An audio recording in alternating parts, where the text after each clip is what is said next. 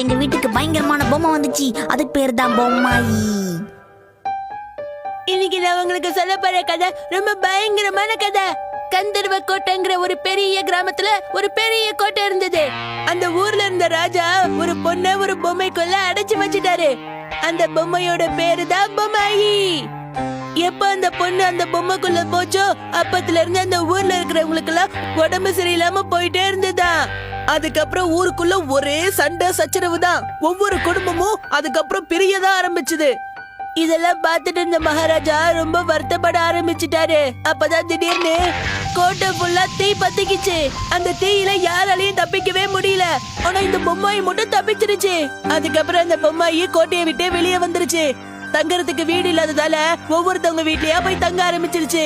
இப்ப என்ன பையன் அந்த பொம்மாயி என் வீட்டுக்கு வந்துருப்பானுதான்.